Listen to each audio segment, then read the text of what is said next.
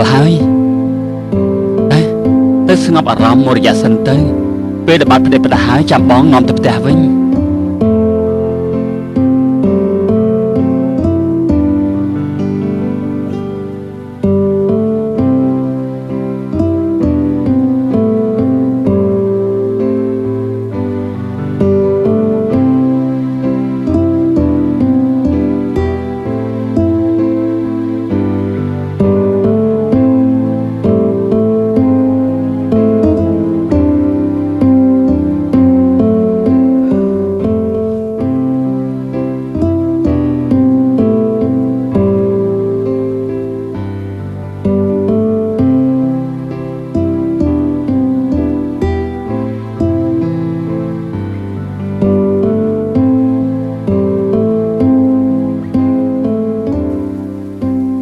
ឆ្លោះជាមួយគេមែនទេគឺគេនិយាយឲ្យខ្ញុំខូចចិត្តតែទោះជាយ៉ាងណាអូនឡងនៅតែស្រឡាញ់គេ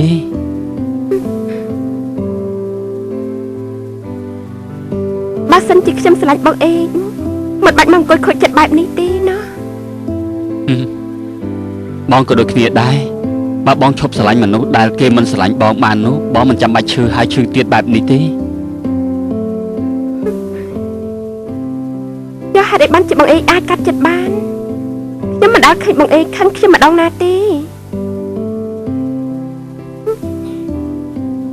យ៉ាងមិនដែរ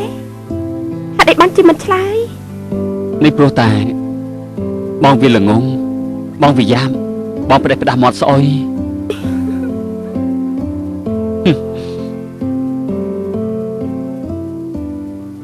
ការស្រឡាញ់ណា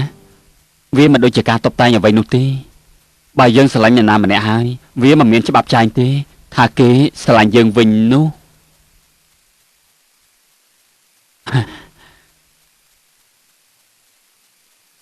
អូនឡងធ្លាប់ឮមនុស្សគេនិយាយគ្នាទេថាការស្រឡាញ់គឺជាការឲ្យស្រឡាញ់គឺជាការឲ្យ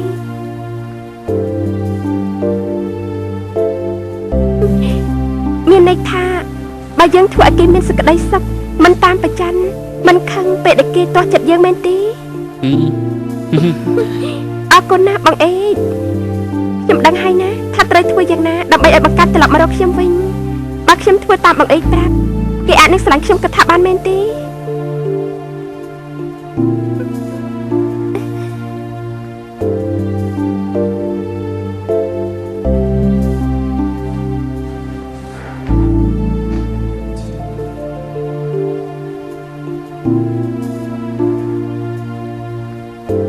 កូនមិនអាចបត់បានរឿងរៀបការបានទេសគុណកូនភ្ជាប់ពាក្យជាមួយកូនសុខហើយយ៉ាងណាត្រូវតែរៀបការពធម៉ាក់ខ្ញុំប្រាប់ម៉ាក់តាំងពីដំបូងហើយតែថាខ្ញុំមិនចង់ភ្ជាប់ពាក្យទេម៉ាក់នៅតែបង្ខំខ្ញុំដដែលខ្ញុំមិនយល់ទេម៉ាក់ធ្លាប់តាមចិត្តខ្ញុំរហូតមកប៉ុន្តែហេតុអីបានជាលើកនេះម៉ាក់យកជាសាច់ការខ្លាំងម្ល៉េះ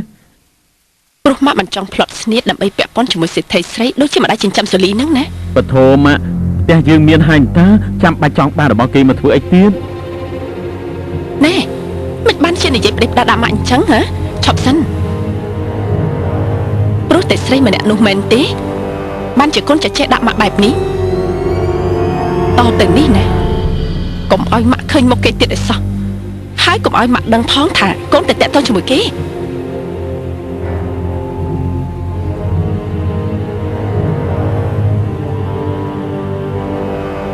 មកហើយអាជុលល្មើសបងតាំងចិត្តនាំវិការមកអុកលុកកម្មវិធីរបស់ខ្ញុំមែនទេសគុណសកាន់ជាបងប្រុសរបស់ឯងណានិយាយស្ដីអ្វីទុកមកឲ្យគេខ្លះផងណាជាបងរបស់ខ្ញុំទៅគេជាកូនឆ្កែកូនឆ្មាមកពីណាខ្ញុំមិនដឹងទេ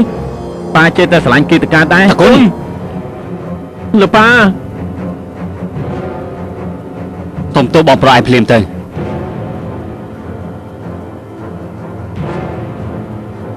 ប៉ាប្រាប់ថាឲ្យសុំទោសភ្លាមលោកប៉ាចិត្តខ្មៅចិត្តលំអៀងស្រឡាញ់តែគេខ្ញុំមិនយល់ទេខ្ញុំជាកូនរបស់ប៉ាបង្កើតហេតុអីបានជាប៉ាមិនស្រឡាញ់ខ្ញុំមិនដែលកាន់ជើងខ្ញុំអញ្ចឹង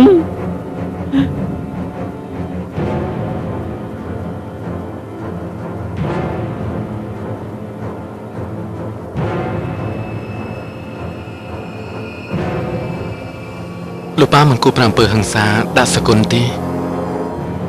គេប្រកាសជាតូចចិនមិនអីទេបដៅគេខ្លះទៅបើមិនចឹងទេកាន់តែប្រេះផ្ដាស់ខ្លាំងហើយនិយាយពីឯងវិញអាចប្រាប់ប៉ាបានហើយនៅថាស្រីម្នាក់នោះជាអ្នកណាបានជាប្រហើនហួសហេតុម្លេះហ៎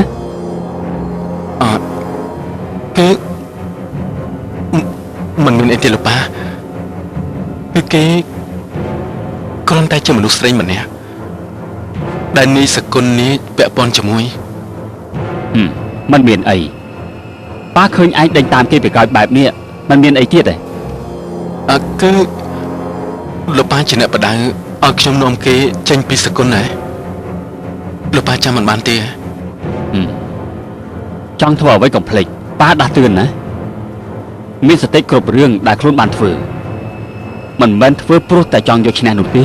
ព្រោះថាមនុស្សនៅក្នុងគ្រួសារមិនមែនជាអ្នកប៉ុណ្ណាឡើយប៉ុន្តែជាមនុស្សដែលយើងត្រូវអត់ទោសឲ្យត្រូវតែជួយគ្នាទៅមិនថាពេលសុខឬពេលទុក្ខទេ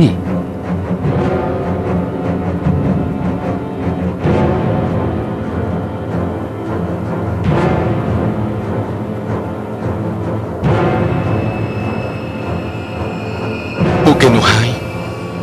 ដែលមិនទុកខ្ញុំជាមនុស្សក្នុងគ្រួសារ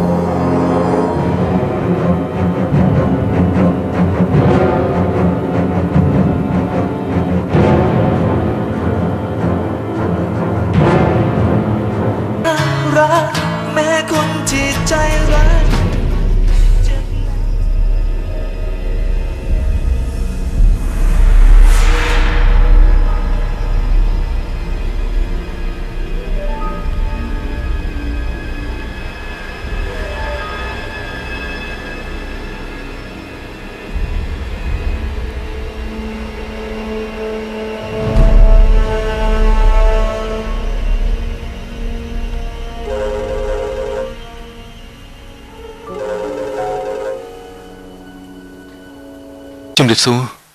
លោកសកាន់ជំរាបសួរចាអូយសប្បាយចិត្តដល់ហើយដែលបានទទួលទូរស័ព្ទរបស់មីងព្រោះថាមីងមានរឿងចង់សុំវគុណដាគេធុញថប់ក្នុងការអង្គុយគេងនៅផ្ទះទើបមីងចង់ផ្ញើគុណដាឲ្យធ្វើការជាមួយកាន់ដែរបានចាំជួបគ្នា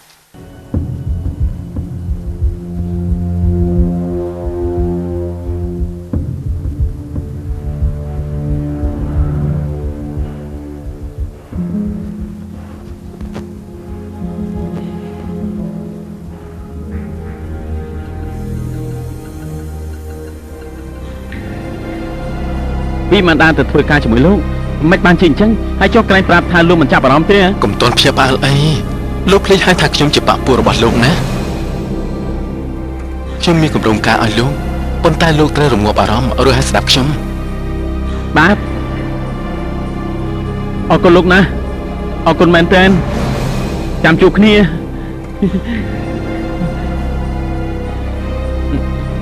សម្ដីរបស់ម៉ាក់វាគ្មានន័យអ្វីទេមែនទេមិនគួរជឿទេតែមនុស្សស្រីស្ងប់អាចលៀងខួរក្បាលកូនបានប៉ុន្តែស្នេហាមិនពាក់ព័ន្ធនឹងខួរក្បាលឡើយម៉ាក់ក៏ធ្លាប់មានស្នេហាដែរប៉ុន្តែម៉ាក់មិនយល់អាអូនឥឡូវនេះកូនហ៊ានតមាត់ជាមួយម៉ាក់បែបនេះផងហ៎ខ្ញុំសុំទោសបាទប៉ុន្តែយ៉ាងណាខ្ញុំនៅតែដើរទៅមុខរឿងវិមានដែរម៉ាក់ចង់សងសឹកទៅរកលោកស្រីសុផាទៅមិនពាក់ព័ន្ធនឹងខ្ញុំទេឲ្យ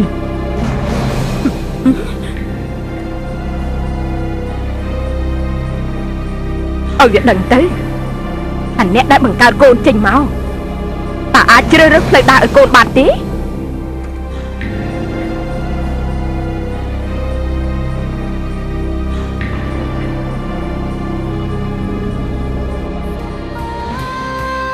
រឿងមាសស្នេហ៍បងភាគទី8ចាប់តែប៉ុណ្ណេះ